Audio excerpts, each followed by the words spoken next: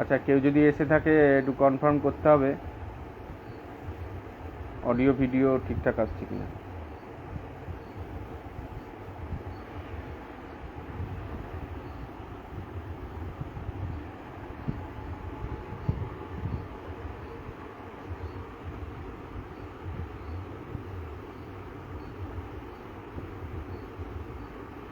কেউ এসে থাকলে একটু কনফার্ম করতে হবে অডিও ভিডিও ঠিক করে আসছে কিনা।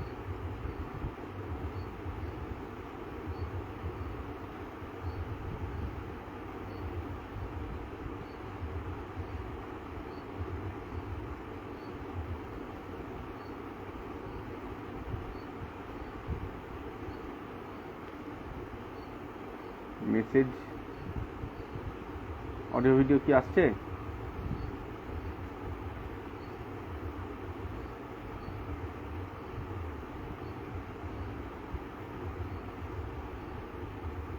কেউ একজন এসে একটা মেসেজ করে দাও ছোট করে। হ্যাঁ ঠিক আছে, সুমন জানা বলে দিয়েছে। ওকে। ব্যাপার হচ্ছে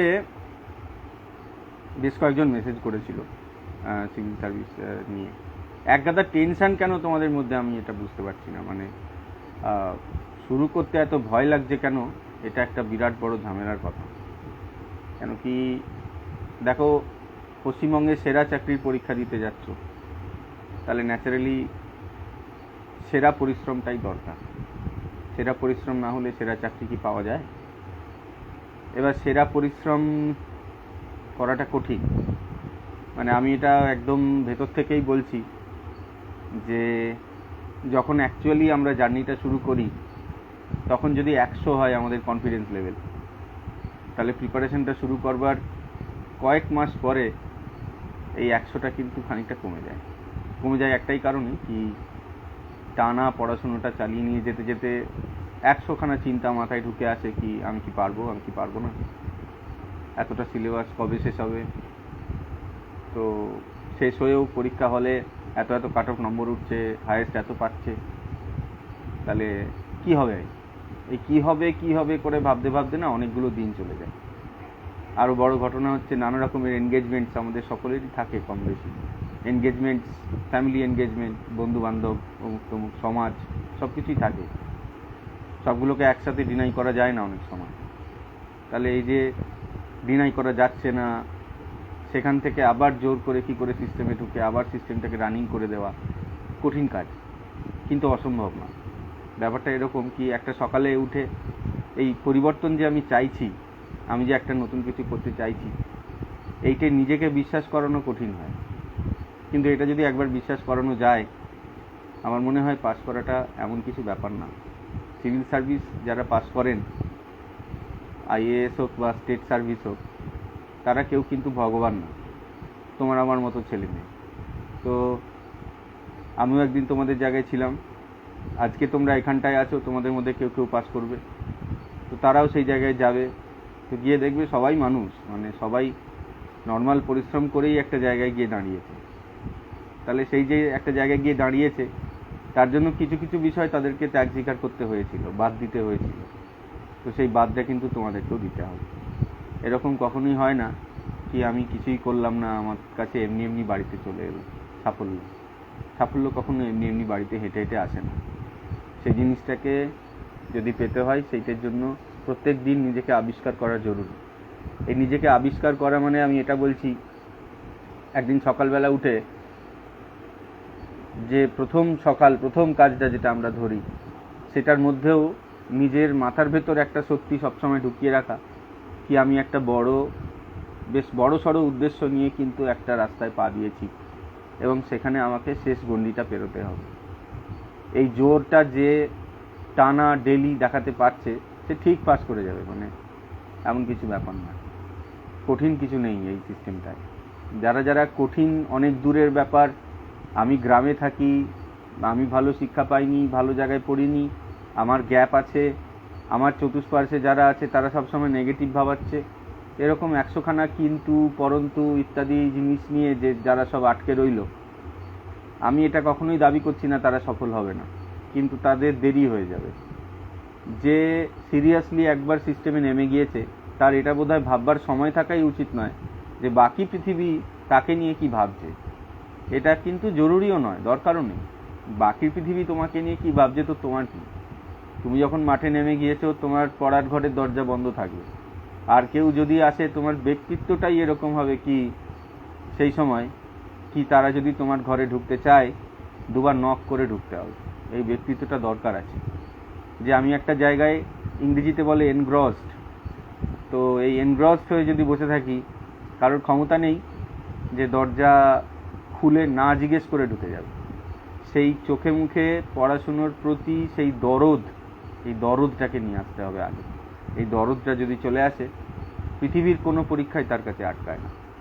আর সোজা পথে পরিশ্রম করে চাকরি পাওয়া, সিভিল সার্ভিস পাওয়া বিশেষ করে, এইটা যার যার জীবনে ঘটবে আগামী দিনে, তারা তারপরে বুঝতে পারবে যে কোন জার্নিটা দিয়ে তারা পেরিয়ে এসছে। এবং এর চেয়েও বড় বিষয় হচ্ছে, আগামী দিনে তোমাদের মধ্যে কেউ কেউ এই ক্যামেরার এপারে এসে এইভাবেই দাঁড়িয়ে আরও 10 জনকে এই বক্তব্যটাই হয়তো বলবে যে বিষয়টা কঠিন ছিল না। হ্যাঁ, নিশ্চয়ই পরিশ্রম সাপেক্ষ ছিল, খাটলে সব কিছুই পাওয়া যায়।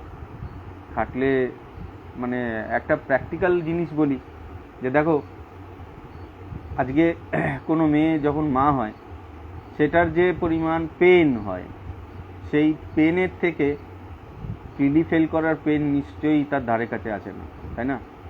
তো একজন মেয়ে সেই পেন ফিল করতে রাজি আছে, অথচ এরকম একটা জার্নি ফিল করতে রাজি নয়।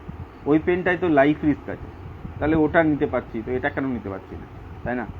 তাহলে সবার বেলাতেই সত্যি একদম প্র্যাকটিক্যাল লাইফগুলো দিয়ে দেখো, একটা সম্পর্ক যদি বাঁচাতে হয় 10 বছর 20 বছর কোনো ব্যাপারই নয়। দুটো মানে একটা ছেলে একটা মেয়ের সম্পর্কর কথা বলছি, 10 বছর 20 বছর কোনো ব্যাপারই নয়। সেখানে আজকে হলো 1 বছর কথা নিয়ে 1 বছর পরে যোগাযোগ হলো, কিন্তু মন সেদিকেই আছে কি এটা যেন ঠিকঠাক হয়ে যায়। বৈবাহিক সম্পর্ক বলো, বাপ মায়ের সম্পর্ক বলো, সব জায়গাতেই তাই। কোথাও এটা দেখবে না কি ফ্রি বাই কিছু আছে। ফ্রি বাই শুধু ওই রেশনের চালেই পাওয়া যায়, কিন্তু তার বাইরে ব্যক্তিগত জীবনে সাফল্য, বিষাদ, এই সমস্ত কিছুর মাঝখানে নিজেকে একটা জায়গায় দাঁড় করিয়ে রাখা এবং শেষমেশ সাফল্যের মুখটা দেখা, এই ধৈর্যটা অনেকের কম থাকে। কিন্তু এই ধৈর্যটা একদম ভেতরে আছে, প্রত্যেকটা লোকের ভেতরে আছে, সুপ্ত অবস্থায় আছে। না হলে এতজন মা কি করে হয়, তাই না? পেনটা সকলেই তো সহ্য করছে, তাহলে এতজনের মধ্যে সেই কম্পিটিশান, সেই মানসিকতাটা কেন দেখা যাবে? এই কোশ্চেনটা তোমরা কখনো নিজেকে কেন করো না, এটা আমি বুঝতে পারি না। তো সেই পেনটা ডেলি সহ্য করতে হবে। ডেলি পেন জোর করে টেনে নিয়ে আসার দরকার নেই, কিন্তু পেনটা ডেলি ফিল করতে হবে কি আমি সিস্টেমটার মধ্যে আছি, আমি কখনো বেরিয়ে যাইনি। আর এটাই তোমাকে জেতাবে, যে আমি লড়াইটার মধ্যে আছি। কখনো কোনো অবস্থাতেই আমি আমার পরিস্থিতির সাথে কম্প্রোমাইজ করিনি। যেখানে করতে বাধ্য হয়েছিলাম 2-4 দিনের মধ্যে রিকভার করেছি। দেখবে তুমি পাস করে যাবে।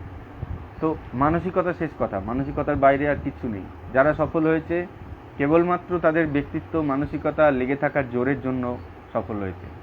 তারা কিন্তু কেউ ফ্রি বাই হিসেবে হচ্ছে মানে জাস্ট চলছে চলবে এইভাবে জীবনটাকে চলে যেতে দেয়নি। তাহলে তোমাদেরকেও এটা একটা রিকোয়েস্ট করব, চলছে চলবে এই জীবনটাকে অ্যাকসেপ্ট করে নিও না।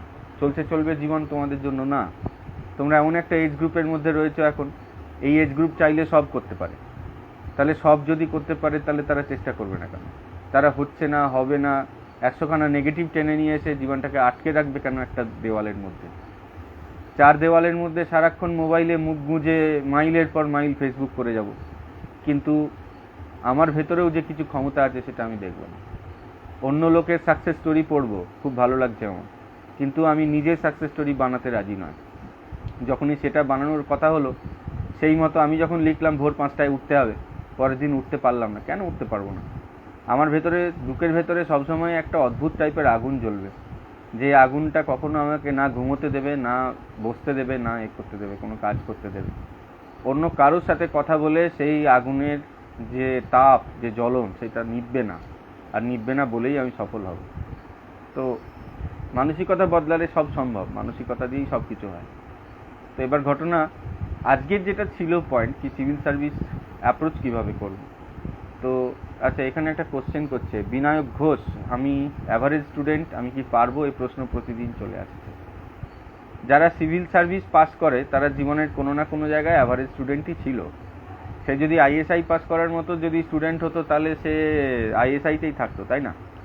যে আইআইএম পাস করা স্টুডেন্ট সেও তার লাইন বেছে নিয়ে চলে গেছে। সবাই ছোটবেলায় কেউ সবসময় টপার হতো, এই ধারণা একেবারেই ভুল ধারণা। তুমি অ্যাভারেজ থেকে নিজেকে বের করবে কিনা এটা হচ্ছে তোমার জিত। তুমি বিশ্বাস করছো যে আমি অ্যাভারেজ, মানে তুমি নিজেকে শিখিয়ে রাখছো তুমি পারো না। কে তোমার কানে মন্ত্রটা দিয়েছে তুমি পারো না? তোমার কানে কি কেউ দিয়েছে যে হ্যাঁ তুমি ভাই পারবে না, তোমার দ্বারা কিছু হবে না? বলেছে কেউ? যদি কেউ এরকম বলে থাকে ইমিডিয়েটলি তাকে ফোন থেকে ডিলিট করে দিতে হবে। এ ধরনের লোকের সাথে কোনো রকমের যোগাযোগ রাখা যাবে না। বিকজ অ্যাভারেজকে অসাধারণ বানায় সেই লোকটা নিজে। অ্যাভারেজই থেকে যায় সেটা যদি না হয়। অ্যাভারেজ থেকে বাইরে বেরিয়ে আসতে হলে নিজের ভাবনাটাকে বদলাতে হয় যে অ্যাভারেজ তো কী হয়েছে, আমি পারব। চয়ন প্রশ্ন করেছে কোচিং নেসেসারি কিনা। না, কোচিং নেসেসারি নয়। সিভিল সার্ভিস নিজেই পড়া যায়। Civil service essentially self study programme. Civil সার্ভিসে কোনো জায়গায় কোচিং দরকার নেই। এটা হতে পারে কোনো একটা সাবজেক্টে তোমার নলেজটা নেই, মানে একটু নলেজ কম হতে পারে, তুমি সেটা দুর্বল হতেই পারো। সেই সাবজেক্টে হেল্প লাগলো, তুমি কাউকে ফোন টোন করলে, তার কাছে গেলে, ব্যাস ওইটুকুই। ঠিক আছে। পলাশ ঘোষ, অনেকবার ফেল করলাম, আবার দুবার মেন্সও দিয়েছিলাম 18-19। তো কি প্রবলেমটা কি? মেন্স দিয়েছে দুবার, তো তৃতীয়বার পাস করবে। তো হোয়াট শুড আই ডু মানে তুমি একটা রাস্তায় নেমে গেছো, সেটাই শেষ কি আছে রাস্তাটা না দেখে তুমি সরে যেতে পারো না তো? মানে তুমি কেন সরবে? বুঝতে পারছি না আমি কথা। তোমার ভেতরে মানে তোমার বিবেক কি হেরে গিয়েছে যে তুমি আর পারছো না? তুমি তাহলে তোমার কাছে রাস্তা কি? ফেল করে যাওয়া তো পুরুষ মানুষের কথা নয়, তাই না? তো মহিলাদের তো কথা একেবারেই নয়। সে তাহলে মাঝ রাস্তায় জন্ম দেওয়া বন্ধ করে তো সবাই অ্যাভয়েড করে নিত, করছে, যন্ত্রণা সহ্যই করতে যাচ্ছে। কিছু পেতে গেলে যন্ত্রণা পেতে হবে, তো ফাইট দিতে হবে ভালো করে। আচ্ছা, শ্রেয়সী দাস কোশ্চেন করেছে খাতা তৈরি করতে কতদিন লাগে। এটাই আসছি এক এক করে। প্রথমে সিভিল সার্ভিসের কথা বলি। সিভিল সার্ভিস যে পরীক্ষাটা হয় সেইটা কিভাবে হয়, কটা ভাগে হয়, এটা পরিষ্কার করে তোমার পিএসসির ওয়েবসাইটে দেওয়া রয়েছে। ঠিক আছে। তো আচ্ছা, আদিত্য বোহেমিয়ার একটা কোশ্চেন অ্যাটেন্ড করে নি। ডেলি রুটিন মেনটেন করতে পারছি না। প্রথমে তুমি এমনভাবে ডেলি রুটিনটা করো যেটা মেনটেনেবল ডেলি রুটিন। তো দিনে 2 থেকে 2.5 ঘন্টার বেশি কোনো সাবজেক্ট দেওয়ার দরকার নেই। সেটা যখন তুমি দিলে 4টে করে এরকম সাবজেক্ট রাখবে। প্রথম 3টে 4টে করে রাখবে। প্রথম মেনটেন হবে। আর পুরোপুরি ডেলি রুটিন মেনটেন হতে মাঝখানে সময় লাগবে, প্রথম দিন থেকেই হয় না। তাহলে ভয় পাওয়ার কিছু নেই, সিস্টেমটাই জড়িয়ে পড়ে থাকো, কিছুতেই মাটি ছাড়বো না, এরকম একটা মতামত মানে মনোভাব থাকবে। আচ্ছা, যেটা বলছিলাম, স্কিম সিলেবাস সেখানেই দেওয়া থাকে। তা তোমাদেরকে আরেকবার বলে দিই, প্রিলিমিনারি যে পরীক্ষাটা হয় 200 নম্বর, 2.5 ঘন্টা সময়, বাংলা ইংরেজি দুরকমই কোশ্চেন থাকে এখানে। ইতিহাসের 2টো পার্ট, ইন্ডিয়ান হিস্ট্রি আর ইন্ডিয়ান ন্যাশনাল মুভমেন্ট। ইন্ডিয়ান হিস্ট্রিটা হরপ্পা থেকে শুরু হয়, এটা গিয়ে স্বাধীনতা পর্যন্ত চলে। আর ন্যাশনাল মুভমেন্ট যেটা আছে সেটা শুধু স্বাধীনতা। তাহলে ন্যাশনাল মুভমেন্টে কোশ্চেনটা বেশি থাকে। নর্মালি 50 লেখা থাকে, ওটা কখনো 55 হয়, কখনো 45 হয়। তাহলে ইতিহাস এরকম, ভূগোল 25টা, ইকোনমিক্স পলিটি দুটো মিলিয়ে 25টা, অঙ্ক জিআই মিলিয়ে 25টা, কারেন্ট অ্যাফেয়ার্স 25টা, ইংলিশ 25টা, সায়েন্স 25টা। এই হলো হিসাব, এই মোটামুটি 200। তাহলে এই 200, তার মধ্যে তুমি যতগুলো পারবে ততগুলো। কাট অফ নিয়ে একটা কথা হয়, 120 পেয়েছি পাস করব। প্রচুর কোশ্চেন আসে রেজাল্ট বেরোনোর আগে যে পাস করবো, 120 পেয়েছি, 125 পেয়েছি, পাস করবো। ঘটনা হচ্ছে যে কত পেতে হবে, কত পেলে আমি পাস করতে পারবো। তো ঘটনা হচ্ছে যে কত পেতে হবে এটা আবার কি করছে, কোশ্চেনটা তো এরকম হবে কি আমি এত পেয়েছি আমি পাস করবো, তাই না? কাট অফ তো আমি ডিসাইড করবো। আমি পরীক্ষা দিতে যাচ্ছি, সারা বছর পড়াশুনো করেছি, আবার কি অন্য ছেলে কি ডিসাইড করবে কাট অফ? আমি যা পরীক্ষা দেবো সেটাই হবে হায়েস্ট নাম্বার। এরকম মনোভাব নিয়ে পরীক্ষা দিতে হবে, জাস্ট লাইক টাইগার, এরকম, আর কিছু না। বিকজ পজিটিভ মেন্টালিটি এটাকেই বলে যে দিনের শেষে আমি কখনোই হারবো না। টিসিএসে যাচ্ছ না, ডব্লিউবিসিএস দিন রুটিনটা ব্রেক হয় মাঝে মাঝে। একজন স্বরূপ দে, তোমাকে একটা কথা বলি, তুমি আজকে ঠিক যে জায়গাটায় দাঁড়িয়ে রয়েছো, আমি আজ থেকে বছর 10 আগে সেই জায়গাটায় দাঁড়িয়েছিলাম 2013-14 সালে। আমার ভিসা ইনিশিয়েট হয়ে গেছিলো, আমিও যাইনি অন সাইট, এবং তখনই চাকরিটা ছেড়েছিলাম। চাকরি ছাড়ার পরে পড়াশুনো শুরু করেছিলাম। রুটিন আমারও হতো না। প্রথম 4 মাস দারুণ গেছিলো, তারপরে মাঝে মধ্যে ব্রেক হতো। ব্রেক হওয়ার পরে হঠাৎ একদিন বিবেকের কামড়ে সকালবেলায় ঘুম থেকে উঠে ল্যাদ না খেয়ে মাঠে যেতাম। সকাল 9টার সময় মাঠে যাচ্ছি দেখে অনেক লোক হাসাহাসি করত, কিন্তু আমি গেছি কেননা আমার দরকার। আমি মাঠে গেছি, ক্লান্ত হয়েছি, ওই ক্লান্ত হওয়ার যে পরিমণ্ডল, ওই ক্লান্ত হওয়ার যে ভাবনা, এটা আমার ভালো লাগতো। কি আমি দিনটা ক্লান্ত হয়ে শুরু করেছি, গা দিয়ে ঘাম বেরিয়েছে, এবার আমি বাড়িতে এসে পড়তে বসতাম। তো তখন আবার নতুন করে রুটিন করতে গেলে আগের মতো স্পিড হতো না। তো তখন হতো কি যে ধরো মাস দুয়েক এইভাবেই চলতো, তারপরে আবার আগের মতো হয়ে যেত। মাঝে মধ্যে 2-1 দিন ব্রেক হতো, সেটা আমি আবার ডায়েরিতে লিখে রাখতাম কি নিজের থেকে একদিন ছুটি রইলাম, এরকম আর। তো ভয় পাওয়ার কিছু নেই, ভালো করে পড়ো, পাস করে যাও। আচ্ছা, এবার কি বলছিলাম যে তাহলে প্রিলিমিনারি এই হচ্ছে নম্বরের ডিস্ট্রিবিউশন প্রত্যেকটা জায়গার জন্য। তার আগে মেন্সটাও দেখে নিই। প্রিলিমিনারিতে যে হিস্ট্রি থাকে, এই পুরো হিস্ট্রিটা মেন্সের হিস্ট্রি। মেন্সের হিস্ট্রিতে 100টা অবজেক্টিভ ইতিহাসে থাকে। এই 100টা অবজেক্টিভের হিস্ট্রি সিলেবাস প্রিলিটটা একই, তাহলে অলওয়েজ মেন্স ধরে পড়বে। ইতিহাস মেন্সেও এগুলো আছে, ইতিহাস, ভূগোল, ইকোনমিক্স, ইন্ডিয়ান পলিটি, আর হচ্ছে তোমার অঙ্ক, জিআই, এই 6টায় 600, সায়েন্স টেকনোলজি এটাই 200। তো এর জন্য কিছু ভালো বইয়ের নাম আমি যেগুলো পড়েছি সেগুলো বলছি। এর মানে এই নয় এগুলো কিনতে হবে। তোমাদের কাছে যে বইগুলো আছে সেগুলো ঠিক, যদি তোমরা সেটা পড়ে উত্তর করতে পারো কোনো ভুল নেই। এটা একেবারেই পার্সোনাল মতবাদ, আমি কোনো বইয়ের অ্যাডভার্টাইজ করছি না, আমি পড়েছি তাই বলছি। তো ইতিহাসে রমেশ এই কি বলে তোমার সতীশচন্দ্রের মেডিয়েভাল ইন্ডিয়ার বই পড়বে, রামশরণ শর্মার অ্যানসিয়েন্ট পাস্ট যে আছে ওইটা পড়তে পারো, মডার্ন ইন্ডিয়া বিপান চন্দ্রের বই পড়তে পারো। ভূগোলে মাজিদ হোসেন পড়তাম, তোমরা আরও একটা বই খুব ভালো ডক্টর ডি.আর. খুল্লারের বই, এটা করতে পারো। আর হচ্ছে ইকোনমিক্স আমি রমেশ সিং পড়তাম, অনেকে অন্য লেখকের বই পড়ে, কোনো ভুল নেই। ইন্ডিয়ান পলিটি লক্ষ্মীকান্ত পড়তাম, পরে এসে অন্যান্য পড়াশুনো করার সময় ডিডি বাসু ধরেছিলাম। তো লক্ষ্মীকান্ত খুব ভালো বই, ওটা পড়লেই হয়ে যায়। অঙ্ক, জিআই মাধ্যমিকের করলেই যথেষ্ট। তার জন্য আমি একটা ছাত্র নিয়েছিলাম অঙ্ক করাবো 9-10-এ, সেখানে আমারও প্র্যাকটিস হয়ে যেত। অঙ্ক নিয়ে একজন একটা কোশ্চেন করেছে, ম্যাথসে খুব দুর্বল লাগছে, মেন্সের জন্য কতদিন দেবো, এরকম একটা কিছু কোশ্চেন করেছে।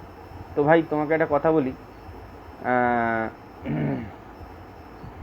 ম্যাথসে ঠিক কতদিন লাগবে তোমার এটা কমপ্লিট করতে, এটা পৃথিবীর কেউ বোধহয় বলতে পারে না, ঠিক আছে?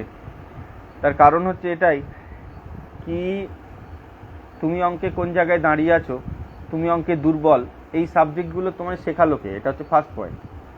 আর সেকেন্ড পয়েন্ট, অঙ্ক শোধরাবার একটা ভালো উপায় আছে, সেটা হচ্ছে মাধ্যমিকের একটা বই নিয়ে আসবে, ইংলিশ ভার্সানে নিয়ে আসবে। প্রথমে সেই বইটার চ্যাপ্টার খুলে যে অঙ্কগুলো করে দেওয়া আছে, সেই করে দেওয়া অঙ্কগুলো ভালো করে নিজে নিজে প্র্যাকটিস করবে। হলো কিভাবে অঙ্কগুলো হচ্ছে, ডেসক্রিপটিভেই প্র্যাকটিস করবে। এবার এক্সারসাইজগুলো করবে, অ্যারিথমেটিক, সিম্পলিফিকেশান, অ্যালজেব্রার সিম্পলিফিকেশান, ত্রিকোণমিতির সিম্পলিফিকেশান, জ্যামিতির যে প্রাথমিক আকারগুলো আছে, বৃত্ত, চতুর্ভুজ, ত্রিভুজ, এইগুলো, পরিমিতি, কোণ, সিলিন্ডার, আর আয়তঘন, ঘনক, এই কয়েকটা। তো এবার এইগুলোর থেকে আসে, মেন্সে আসে। তুমি প্রথমে এই অ্যালজেব্রা, পাটিগণিত যেগুলো বললাম, এই জিনিসগুলো তোমরা ফার্স্টে বই থেকে, যে দুর্বল তার জন্য বলছি, সে ফার্স্টে এক্সাম্পলগুলো ভালো করে করবে, বুঝে বুঝে করবে কেন হচ্ছে এই অঙ্কটাই ভালো।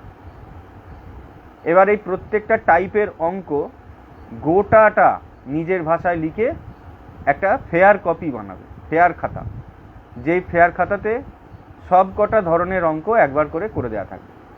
এতে এই সুবিধা হবে, আগামী দিনে যদি কোনো আটকায় তখন ওই খাতার রেফারেন্স নেওয়া যাবে। এবার তোমরা যে কোনো একটা বই, যেমন ধরো আগরওয়ালের বই আছে, আর এস আগরওয়ালের যে বই আছে সেখান থেকে তোমরা প্র্যাকটিস করবে। দেখবে আগরওয়ালের বইতে ABCD EF বা 1 2 3 4 করে অনেক এক্সারসাইজ আছে। প্রথমে দুটো করে করবে প্রত্যেকটা চ্যাপ্টারে, তো এই দুটো করে করার সময় আরও অনেক নতুন অঙ্ক পাবে, সেগুলো আবার করে রাখবে ওই ফেয়ার খাতাতে। মানে ফেয়ার খাতাটা এই কারণে করা কি যখনই যে অঙ্ক আটকাবে ফেয়ার খাতাটা খুললে যেন সেইটার একটা রেফারেন্স পাওয়া যায়। এরকম প্রত্যেকটা সাবজেক্টেই করতে হবে, ইতিহাসেও করতে হবে, ভূগোলেও করতে হবে। এটার কারণ এটাই যে যাতে যখন রিভিশনের সময় আসবে খুঁজতে সময় নষ্ট যেন না হয়। ইতিহাসেও যেমন হরপ্পা পড়ছো, হরপ্পাতে ঢোলাভিরা একটা জায়গা ছিল, তাহলে লোথাল একটা জায়গা ছিল। তো এই যে লোথাল, ঢোলাভিরা, এই যে জিনিসগুলো আছে, এখান থেকে কি কি পাওয়া গেছিলো এটা তুমি তোমার খাতায় বই থেকে দেখে দেখে ফেয়ার করে রাখবে। এবারে যখনই পরীক্ষায় নতুন কোনো তথ্য পেলে প্রত্যেকটা এই ফেয়ারের নিচে একটু করে জায়গা রাখবে, তাহলে নতুন তথ্যটা সেখানে লিখে রাখবে। তাহলে কি হলো, এইভাবে তোমার একটা খাতা তৈরি হচ্ছে। তুমি বই থেকে কিছু পাবে, যদি কোনো মাস্টারের সাথে যোগাযোগ করো সেখানেও কিছু পেতে পারো, মক টেস্ট দিয়ে আরও কিছু পেতে পারো। তো এরকম নানা জায়গা থেকে তুমি নানা কিছু পাবে। তো এই নানা কিছুগুলো এক জায়গায় রাখতে হবে। এক জায়গায় রাখার সুবিধা হচ্ছে যখন অ্যাকচুয়াল মেন্স বা প্রিলিমস আসবে তখন একটা সাবজেক্টের মানে কোনো একটা বিষয় কোথায় আছে এটা খুঁজতে 15 মিনিট সময় যায়। তাহলে হিসেব করে দেখো, দিনে যদি 4টে সাবজেক্টে 1 ঘন্টা নষ্ট হয়, সপ্তাহে তোমার 7 ঘন্টা নষ্ট হয়। এই 7 ঘন্টায় কিন্তু তোমার 3টে থেকে 4টে সাবজেক্ট রিভিশন হয়ে যেত, 4টে চ্যাপ্টার রিভিশন হয়ে যেত। তাহলে এই সময়টাকে বাঁচাতে হবে। আর সেই কারণেই একটা জায়গায় সব কিছু রাখতে হবে। কেউ বইতে লিখে রাখে, কেউ বইয়ের সাথে কাগজ ছেঁটে রাখে, খাতা আলাদা করে, কেউ এক্সট্রা নোটগুলোর জন্য আরেকটা তোমার ক্লিপ দিয়ে বানায়। এত কিছু করা যাবে না, একটা জায়গায় সব কিছু রাখতে হবে যাতে রিভিশনের সময়, তাড়াহুড়োর সময় ওই খাতাটা খুললেই একটা বিষয়ে সব কিছু পাওয়া যায়। এটা কিন্তু স্ট্রিক্টলি মেনটেন করতে হবে। এই যে তত্ত্বগুলো আমি দিচ্ছি যে কি করতে হবে আর কি করতে হবে না, এগুলো খুব কাজের জিনিস, এগুলো ফলো করো, নিশ্চয়ই উপকার পাবে। অঙ্কতেও তাই করবে। এতে একটা সুবিধা হবে কি, অঙ্কে যেটাই আটকাবে ওই একটা জায়গায় তার রেফারেন্স পাওয়া যাবে। আরও একটা অঙ্ক নিয়ে বলে রাখার বিষয় আছে যে যে অঙ্কগুলো ফেয়ার কপিতে আছে চ্যাপ্টার ধরে, সেই চ্যাপ্টারগুলো দেখে দেখে, কোশ্চেন দেখে দেখে তুমি নিজে নিজে প্র্যাকটিস করো। 3-4 বার যখনই তোমার এটা হয়ে যাবে দেখবে একটা অদ্ভুত কনফিডেন্স পাবে কি না এবার যে কোনো অঙ্ক দিলে আমি করতে পারবো, চেষ্টা করতে পারবো। প্রথম সেই অঙ্কটায় দেখবে একটু সময় বেশি লাগবে, 2 মিনিট 2.5 মিনিট করে লেগে যাবে। এবার সেটা একই অঙ্ক সংখ্যা বদলে বদলে বারবার করতে করতে দেখবে মুখস্থের মতো হয়ে গেছে। এইভাবে অঙ্ক ইমপ্রুভ করতে হয়। অঙ্ক ইমপ্রুভ করা খুব সহজ জিনিস, এমন কিছুই কঠিন নেই এটা। কিছু লোকের মধ্যে এরকম একটা ধারণা আছে, যারা সায়েন্স থেকে পড়ে আসে, ইঞ্জিনিয়ারিং পড়ে আসে, তারা তাড়াতাড়ি পাস করে। একেবারেই ভুল ধারণা। আর্টস থেকে পড়ে এসে প্রচুর ছেলে মেয়ে পাস করছে। যখন একটা ইয়ারের ব্যাচ জয়েন করে তখন দেখবে, হ্যাঁ এটা তুমি বলতে পারো বেশ কিছু ইঞ্জিনিয়ার সেখানে আছে, নিশ্চয়ই আছে, কিন্তু তার মানে এই নয় আর্টসের ছেলে মেয়ে নেই। অ্যাকচুয়ালি যারা ঠিকঠাক পড়াশুনো করছে না, তারা বাড়ি থেকে বেরোয় না, এবং তারা নিজে যেটা করছে তারা তাদের মধ্যেই সীমাবদ্ধ রাখে। তারা দেখবে এইসব সাইটেও বেশি আসে না। যারা পাস করেছে দেখবে পাবলিক সাইটে একেবারেই আসে না। তারা নিজের কাজটা দরজা বন্ধ করে চুপচাপ করে যাচ্ছে। তো তোমাকেও সেইটি করতে হবে, নিজের কাজটা দরজা বন্ধ করে চুপচাপ করে যেতে হবে। 1-2জনের সাথে যোগাযোগ রাখবে যারা তোমাকে এই পড়াশোনার বিষয়ে হেল্প করে দেবে। হেল্প মানে ইন দ্য সেন্স ওই বই খুলে কোন জায়গাটা দেখবো, বা তোমার রিভিশন করতে কষ্ট হচ্ছে, একটা পলিসি সে বলে দিল, সেই পলিসিটাকে ফলো করবে। সে বলে দিল ডেলি কাগজ পড়তে হবে, তুমি একদিন জিজ্ঞেস করলে যে কাগজটা কিভাবে অ্যাপ্রোচ করবো, কোন কাগজ পড়বো। এবার করতে কিন্তু তোমাকে হবে। তুমি যখনই দেখবে 2-3 মাস কাগজটা পড়ে ওই নিয়মটা ফলো করবে, তারপরে দেখবে কাগজটা পড়তে প্রথম 4 ঘন্টা লাগলেও তারপরে দেখবে আধ ঘন্টা, 45 মিনিট, 1 ঘন্টার মধ্যে কাগজটা শেষ হয়ে যাবে। দ্যাট ডিপেন্ডস অন কি হাউ ইউ অ্যাপ্রোচ, তুমি রেগুলার সেটা করছো কিনা।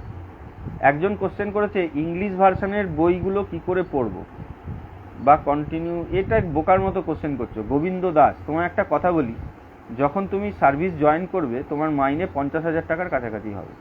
তো তুমি তখন কি সরকারের কাছে চিঠি দিয়ে স্বীকার করবে যে আমি ইংরেজি জানতাম না, ইংরেজি বই পড়িনি, আমাকে 10,000 টাকা কম দিন, বলবে? তাহলে যে পরীক্ষার যেটা যোগ্যতা, সেই পরীক্ষা সেই যোগ্যতাটা উতরাতে হবে, সেই পরীক্ষাটা সেভাবেই দিতে হবে। সেখানে কোনো কৃপণতা বা কোনো কুঁড়েমি চলবে না। তুমি ইংরেজিতে দুর্বল, ইংরেজি সবল করার জন্য অনেক সোজা ইংরেজির উপন্যাসের বই পাওয়া যায়। যেমন ধরো এপিজে আব্দুল কালামের লেখা যে বইগুলো রয়েছে সেইগুলো খুব সহজ ইংরেজিতে লেখা।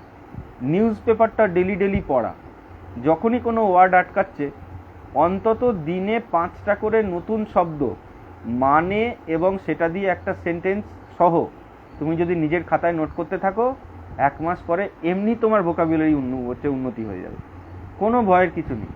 তুমি শুধু পারবো না, করবো না, এই ধারণাগুলো থেকে বেরিয়ে এসে শুরুটা করো, শুরু করাটা চাও। শুরু যদি একবার হয়ে যায় আর কোথাও সে আটকায় না। শুরুই যদি না করতে পারলে তুমি সারা জীবন এই চক্রতেই পড়ে থাকবে যে আমি কবে করব, কখনোই করতে পারলে না দেখা গেল। তাহলে ওই ধ্যান ধারণা ছাড়ো যে আমি পাচ্ছি না, এটা প্রবলেম সেটা প্রবলেম, কারোর কোনোই প্রবলেম নেই। শুধু দরজাটা বন্ধ করো, বইগুলো নাও, ঘরে হচ্ছে এন্টারটেনমেন্টের জায়গাগুলোয় চাবিটা দাও, চাবিটা বাইরে ফেলে দাও, আরামসে পাস করে যাও। আচ্ছা, তাহলে কি বলছিলাম, প্রত্যেকটা সাবজেক্টে এরকম একটা করে ফেয়ার খাতা থাকবে। এই ফেয়ার খাতাগুলো পরীক্ষার আগে বারবার করে রিভিশন হবে। রিভিশন নিয়ে একটা কথা বলি। রিভিশন যখন করবে, প্রথমে ধরো ইতিহাস খাতা কিভাবে করবে, কি কি সাবজেক্ট আছে, এটা মোটামুটি একটা আলোচনা হলো। এবার ধরো সায়েন্সে জেনারেল সায়েন্সে টাটা ম্যাকগ্রো-হিলের বই পাওয়া যায়, সেটা পড়তে পারো। বা সিবিএসই বোর্ডের যে মাধ্যমিকের সায়েন্সের বই পাওয়া যায় 9, 10, সেটা পড়তে পারো। দুটো অ্যাপ্লিকেশন ভিত্তিক পড়াশুনো করবে, কি সেই বিষয়টা, সায়েন্সের সেই বিষয়টা কি প্র্যাকটিক্যাল অ্যাপ্লিকেশন আছে, এটা একটু পড়বে। এটা থেকে কোশ্চেন বেশি আসে। কম্পিউটার সায়েন্সেও তাই, কম্পিউটার সায়েন্সে কমন কোশ্চেনই আসে, আর জেনারেল সায়েন্সেও তাই। তো এবার রিভিশন কিভাবে করবে? আমি একটা চ্যাপ্টার পড়েছি, ধরো ভূগোলের রিভার। তাহলে প্রথমে বই থেকে যে তত্ত্বগুলো পেয়েছি খাতায় লিখেছি, ফেয়ার কপি হচ্ছে আমার। আমি যদি কোথাও পরীক্ষা দিয়ে থাকি, সেখান থেকে কিছু নতুন প্রশ্ন পেয়েছি রিভারের উপরে, সেটাও সেই খাতার পেছনে লিখে রেখেছি, সেই চ্যাপ্টারের পেছনে। এবারে আমার খাতাটা, প্রথম চ্যাপ্টার হলো ফিজিওগ্রাফি অফ ইন্ডিয়া, দ্বিতীয় চ্যাপ্টার রিভার পড়ব। তো রিভার পড়ার আগে ফিজিওগ্রাফিটা একবার রিডিং পড়ব, তারপরে রিভারটা পড়ব। তাহলে ফিজিওগ্রাফির পরে হলো রিভার, তারপরে হচ্ছে তোমার ক্লাইমেটে যাওয়ার আগে আমার কাছে দুটো চ্যাপ্টার রিভিশন করতে হবে। কিন্তু সেটা ক্লাইমেট যদি দুটো পড়ি, তাহলে আর ক্লাইমেটটা পড়া হবে না। তখন কি করব, ফার্স্টে দেখব যে ফিজিওগ্রাফি আর রিভারের মধ্যে কোনটা সবচেয়ে পুরনো রিভিশন হয়েছে। আচ্ছা, একজন কোশ্চেন করেছে স্পিড বাড়ানো, ম্যাথে স্পিড বাড়াতে হবে। আচ্ছা, এটা তো বলে দিলাম যে ম্যাথে স্পিড বাড়ানোর জন্য এক অঙ্ক সংখ্যা বদলে বদলে বারবার করলে এটা হয়ে যায়। ব্যাপারটা হচ্ছে ম্যাথে সমস্যাটা হয় একটা জায়গায়, সেটা হলো যে ক্যালকুলেশন টাইম, বড় বড় সংখ্যার গুণ ভাগ এইটা তাড়াতাড়ি করতে পারি না। তো এই কারণে একটা ট্রিক মেনটেন করতে হয়, কি ক্যালকুলেশন, প্রত্যেকটা অঙ্কে তো ক্যালকুলেশন আছে, এইটা লাস্ট স্টেপে গিয়ে করতে হয়। একেবারে লাস্ট স্টেপে গিয়ে তুমি ফাইনাল ক্যালকুলেশনটা করলেই অঙ্কটা তাড়াতাড়ি হবে। আচ্ছা, এবার তাহলে কি বলছিলাম, যে হ্যাঁ রিভার, এই ক্লাইমেট যখন পড়ছি, তখন আমি ধরো রিভারটা সবচেয়ে পুরনো, অনেক দিন আগে রিভিশন করেছি, তাহলে আগে রিভার রিভিশন করব, তারপরে ক্লাইমেট পড়ব। ক্লাইমেট শেষ হয়ে গেল। এবারে তারপরে যে চ্যাপ্টারটা আছে ধরো এগ্রিকালচার, তাহলে এগ্রিকালচার পড়ার সময় আমি দেখব কোনটা পুরনো পড়া হয়েছে, তাহলে সেইটা আমি আগে হচ্ছে রিভিশন করব, সেইটা তারপরে আমি করব। এর জন্য ডায়েরি মেনটেন করতে পারো। আচ্ছা, এখানে একজন কোশ্চেন করেছে, Moumita Banerjee, world history, world geography WBCS এর সিলেবাসে নেই, এটা আইএএসে আছে। তাহলে এই দুটো দরকার নেই। ওয়ার্ল্ড হিস্ট্রি আছে অপশনাল হিস্ট্রিতে 100 নাম্বার, সেটা তোমার ডেসক্রিপটিভ লিখতে হয়। নর্মাল মেন্সে ওয়ার্ল্ড হিস্ট্রি বা ওয়ার্ল্ড জিওগ্রাফি থেকে কোশ্চেন আসে না, নর্মালি আসে না। আর একটা দুটোর জন্য ওই অত বড় মোটা বই পড়ার দরকার নেই। আচ্ছা, কি বলছিলাম, যে রিভিশন, ডায়েরি মেনটেন করা। আমি কবে কি পড়েছি তার পুরো হিসাব আছে। তাহলে কোনো একদিন সকালে আমি জিওগ্রাফি, খবরের কাগজ, ইতিহাস, জিওগ্রাফি আর অঙ্ক জিআই, এই চারটে রেখেছি রুটিনে। এবারে আমার ডায়েরিতে আছে আজকে সকালে আমি জিওগ্রাফি রিভার রিভিশন করেছি, ক্লাইমেট নতুন পড়েছি, তাহলে পরের দিন ক্লাইমেটের বাকিটা পড়ব।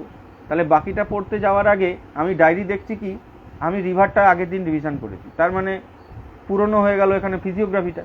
তাহলে ফিজিওগ্রাফিটা রিভিশন করব, তারপরে আমি যাব আবার ক্লাইমেটে। এইভাবে ক্লাইমেট 3 দিনে শেষ হবে। তাহলে এবার 4 নম্বর দিনে আমি দেখলাম ফিজিওগ্রাফি রিভিশন হয়েছে, রিভারটা হয়নি, তাহলে রিভারটা একবার রিভিশন করব, আবার নতুনটায় যাব। এইরকম করে ঘুরিয়ে ঘুরিয়ে নিয়ে আসতে হবে, এইভাবে রিভিশন করতে হয়। আচ্ছা, তাহলে পরিষ্কার হলো। এবার একটা পয়েন্টে আসি, খবরের কাগজ ছাড়া চাকরি হবে না। ইংরেজি ভার্সানে যে কোনো ভালো ন্যাশনাল লেভেল খবরের কাগজ অনেক কাছে, Hindu, Times of India, Indian express, এরকম 3খানা ভালো ভালো কাগজ, 3টেই খুবই ভালো। এর মধ্যে যে কোনো একটা বেছে নাও, সেইটা তুমি প্রত্যেক দিন, প্রথম তোমাদের এটা হবে না, কি যারা প্রথম শুরু করছে তাদেরকে বলছি, প্রথম এটা সম্ভব না কি তোমরা কোনটা ইম্পর্টেন্ট কোনটা নয় এটা বাদ দিতে পারবে, এটা সম্ভব না। পরে পারবে, অভিজ্ঞতা হলে পারবে। তো অভিজ্ঞতা হতে 3-4 মাস সময় লাগে। তাহলে প্রথম 7 দিন কাগজ পড়েই কেউ ভয়ে কাগজ পড়ার অভ্যেসটা ছেড়ে দিল, তার চাকরি ওইখানেই চলে গেল মায়ের ভোগে। তাহলে এরকম করা যাবে না। কাগজটা নিয়ে ধৈর্য ধরে 3-4 ঘন্টা লাগবে। যারা শুরু করেছে তারা এতটুকু কৃপণতা না করে কাগজটা পুরোটা পড়ো। সেখানে যে খবর তোমার মনে হচ্ছে এখান থেকে কোশ্চেন আসতে পারে সেটা খাতায় লেখো। তো এইভাবে ডেট দিয়ে দেখবে ডেলি 10টা-15টা করে জুড়ছে, আস্তে আস্তে খাতা তৈরি হচ্ছে। এটা হচ্ছে কারেন্ট অ্যাফেয়ার্সের খাতা। তো যখন তোমার 4-5 মাস প্রিপারেশন হয়ে যাবে তখন দেখবে রিভিশন করতে গিয়ে যে অনেক তথ্য এক্সট্রা ফালতু লেখা হয়েছে, এগুলো তখন ক্রস করে দেবে। কিন্তু প্রথম শুরুটা এইভাবে করতে হয়।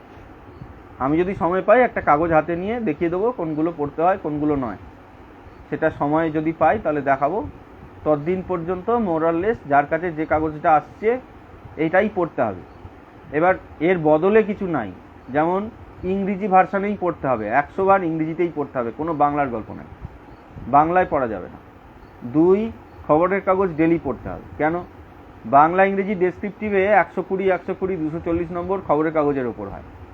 ইংরেজি objective 25, current affairs preliminary mains দুটো মিলিয়ে 50, তাহলে 75 প্লাস হচ্ছে এখানে 240, তাহলে প্রায় ধরে নাও 325 প্লাস পার্সোনালিটি টেস্টে 200, প্রায় 500 নম্বর হচ্ছে খবরের কাগজের সঙ্গে আছে। কাগজ বাদ দিলে চাকরি হবে না।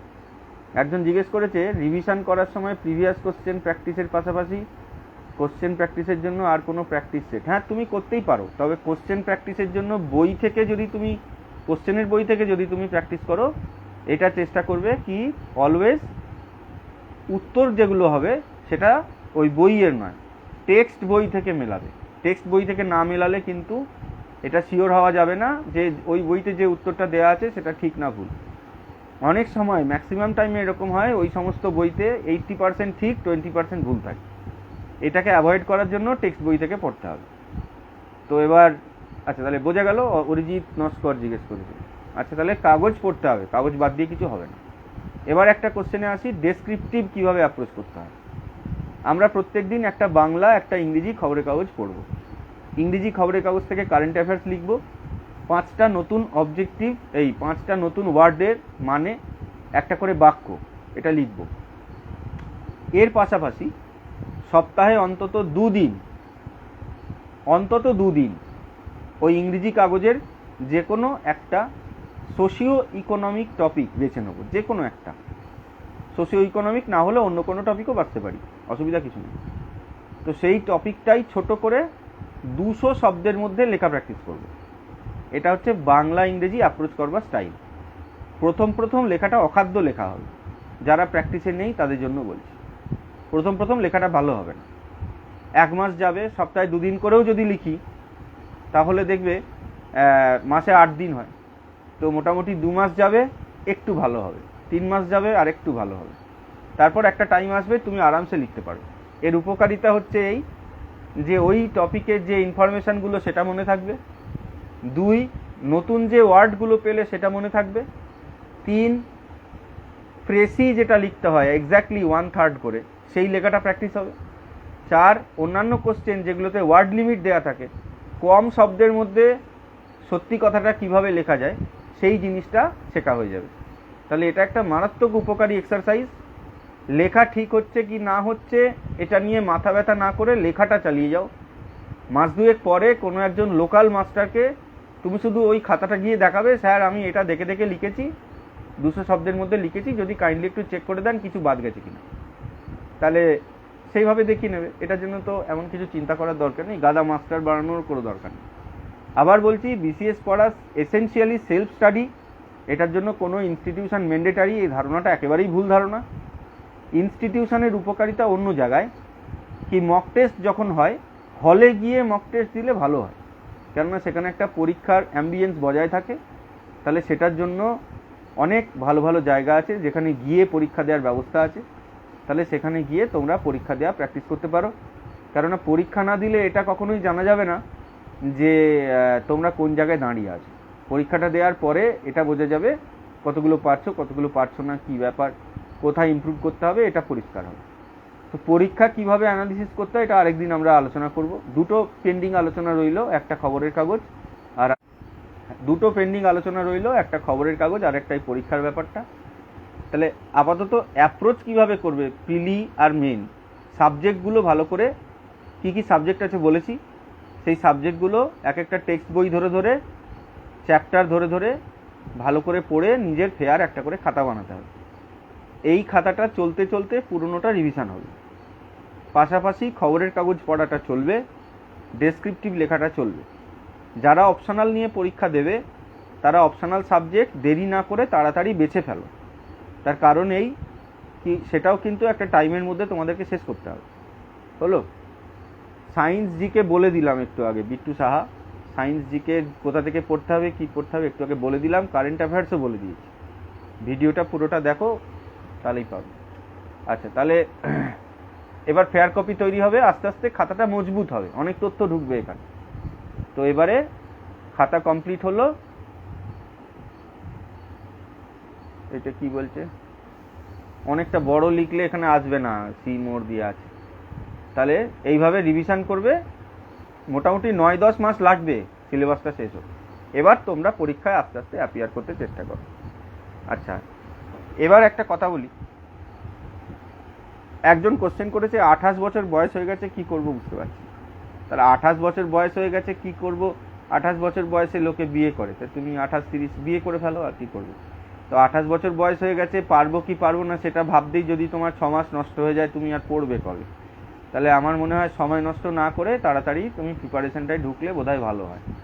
28 বছর বয়স নিয়ে কান্নাকাটি করে কোনো লাভ নেই। আমি যখন শুরু করেছিলাম 27.5 বছর বয়স ছিল, 31 বছর বয়সে প্রিপারেশন শুরু করে 33-এ জয়েন করেছে, এরকমও ক্যান্ডিডেট আমার কাছে আছে।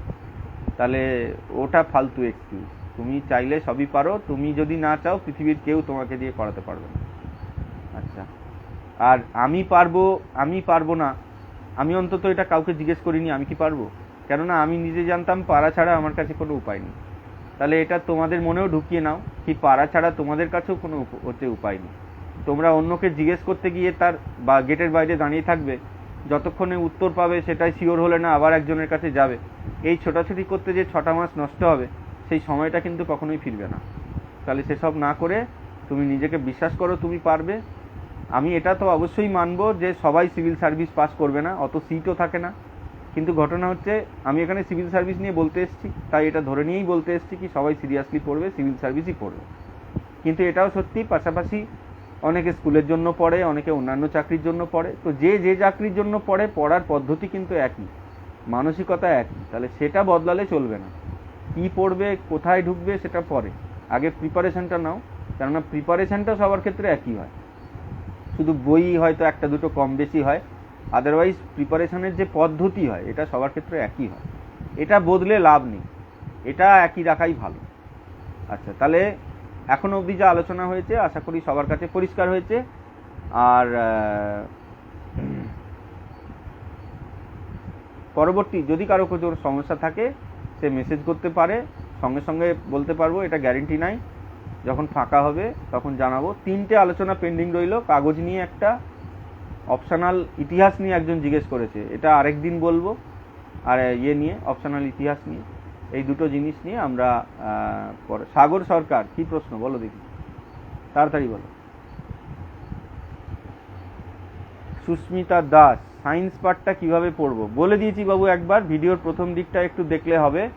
সায়েন্স পার্টটা বলেছি সিবিএসই বোর্ডের যে মাধ্যমিকের বই আছে সেখান থেকে প্রতিটা চ্যাপ্টার ভালো করে পড়লেই হয়। মাধ্যমিকের বই সিবিএসই বোর্ডের, নালে আরও একটা বইয়ের নাম বলেছি, টাটা ম্যাকগ্রো হিলের জেনারেল সায়েন্স। আরও একটি ছেলে জিজ্ঞেস করেছিল, তাকে এটা তার জন্য এটা বলছি যে সায়েন্সের এই জায়গাটা পড়বে, আর কিভাবে পড়বে সেটা ডিটেলস ক্লাসের আগের দিকটায় দেওয়া আছে, প্রথম দিকটায়, ওটা দেখলেই হবে। আচ্ছা, আর কারো কিছু থাকলে বলো 2 মিনিটের মধ্যে, আদারওয়াইজ আই উইল ক্লোজ। আরেকটা জিনিস বলি, তোমাদের মধ্যে একটা ট্রেন্ড দেখি, মাঝে মধ্যে ফ্রেন্ড রিকোয়েস্ট পাঠায় বা মেসেজ করে। ধরো কারোর একজনের নাম হচ্ছে অনিমেষ, কথার কথা, সে লিখেছে বেকার অনিমেষ, আনএমপ্লয়েড অনিমেষ, এরকম নাম দিয়ে রেখেছে। আচ্ছা, নিজেকে এরকম ছোট করতে কি ভালো লাগে? আমি বুঝতে পারছি না, মানে আনএমপ্লয়েড অনিমেষ, এটা কি জানানোর খুব দরকার? তুমি আনএমপ্লয়েড, তার মানে কি তুমি স্বীকার করে নিয়েছো কি তুমি একজন বেকার? বেকার কথাটার মানে কি, আর প্রিপারেশান নেওয়ার কথাটার মানে কি? যে ছেলেটা চাকরির প্রিপারেশান নিচ্ছে আইডিওলজিক্যালি সেও বেকার, আর যে ছেলেটা সব হাল ছেড়ে দিয়ে রোয়াকে বসে বিড়ি টানছে আইডিওলজিক্যালি সেও বেকার। কিন্তু দুটো বেকারের মধ্যে তফাৎ আছে। যে ছেলেটা প্রিপারেশান নিচ্ছে সিরিয়াসলি কোনো একটা কাজের, সে ছেলেটা কিন্তু সবসময় একটা জায়গায় ব্যস্ত হয়ে আছে, একটা উদ্দেশ্য নিয়ে সে বেঁচে আছে, সে কিন্তু কখনোই বেকার নয়। সে নিশ্চয়ই কিছু না কিছু করছে, ভাবছে, প্রিপারেশান নিচ্ছে, রিভিশন করছে, চেষ্টা করছে। আর যে নামটাই দিয়ে দিয়েছে কি বেকার, সে কি কোথাও না কোথাও হেরে যায়নি?